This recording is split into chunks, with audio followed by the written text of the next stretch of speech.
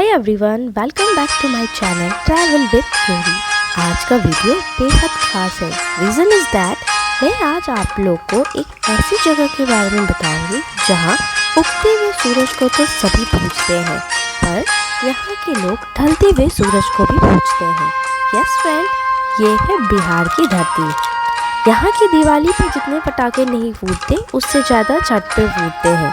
यहाँ की घरों के लाइट्स दिवाली खत्म होने के बाद नहीं उतारते, छठ खत्म होने के बाद हटाते हैं, मानो इनकी दिवाली एक बार नहीं 2 बार मनाती हो।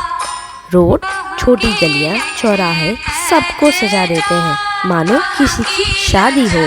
छठ एक फेस्टिवल नहीं है, ये इनका महापर्व है।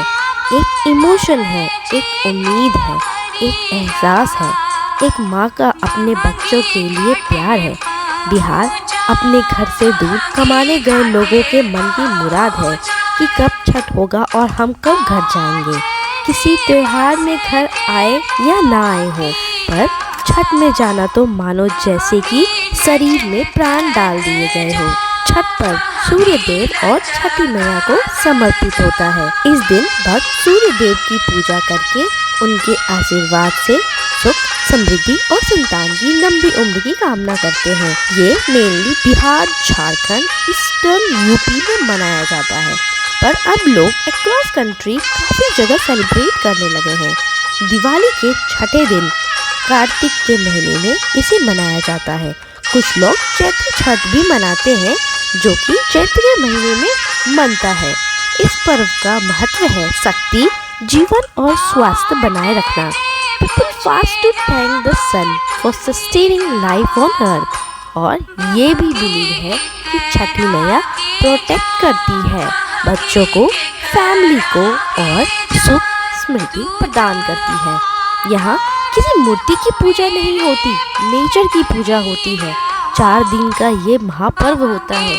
पहले दिन फर्स्ट डे नहाए खाए, कुछ लोग इसे कद्दू भात भी बोलते हैं। इस दिन जो लोग छठ की पूजा कर रहे होते हैं उन्हें स्नान कर चावल, कद्दू और चने की दाल को प्रसाद के रूप में खाना होता है। इसके बाद ही वे छठ पूजा शुरू करते हैं। दूसरा दिन खरना। इस दिन भक्त पूरे दिन का फास्ट यानी कि निर्जला उपवास करती हैं। शाम को महाप्रसाद बनता है, जो कि रोटी की तरह बनने वाला और दिखने वाला एक चीज़ जिसे सुहारी भी कहते हैं। खीर और केले का प्रसाद चढ़ाया जाता है। इस प्रसाद को ग्रहण कर व्रती अगले 36 घंटे का निर्जला उपवास आरंभ करती है। इस रीजन से इस प्रसाद को महाप्रसाद भी कहते हैं। छठ का तीसरा दिन संध्या अर्घ। इस दिन छठ घाट को सजाया जाता है, डाला, सूप तैयार किए जाते हैं। सूप में रखने के लिए प्रसाद भी तैयार होते हैं, जैसे कि ठेकुआ, 5 तरह के फल, नारियल, पाप, पान, सुपारी, पंचमेवा सब सूप में रखे जाते हैं।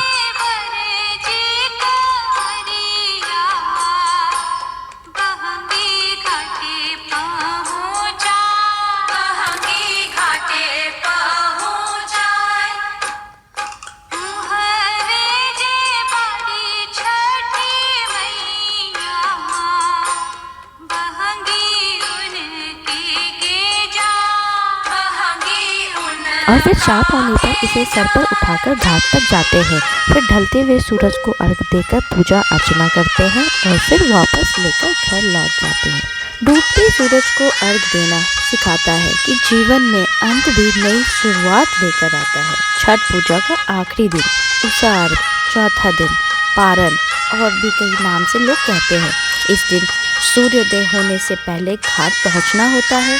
इस दिन सुबह के 2 बजे उठकर नहा धोकर सूप में रखा ठेकुआ, लड्डू बदलना होता है। मतलब जो पहले से रखा है उसे हटाकर दूसरा रखना होता है। फिर छठ घाट के लिए घर से निकलते हैं। जल में खड़ा होकर व्रती सूर्य देव की उपासना करती है। फिर सूर्योदय होते ही लोग सूप पे अर्घ डालकर सूर्य देव को जल अर्पण करते हैं। इसके बाद सूप का प्रसाद, ठेकुआ, फल, लड्डू सभी को बांटते हैं और इसके साथ ही छठ पूजा संपन्न हो जाता है। व्रती अपना उपवास खत्म करती है। छठ पर सिर्फ एक त्योहार नहीं, ये प्रकृति, आस्था और नारी शक्ति का अद्भुत संगम है। जय छठी मैया।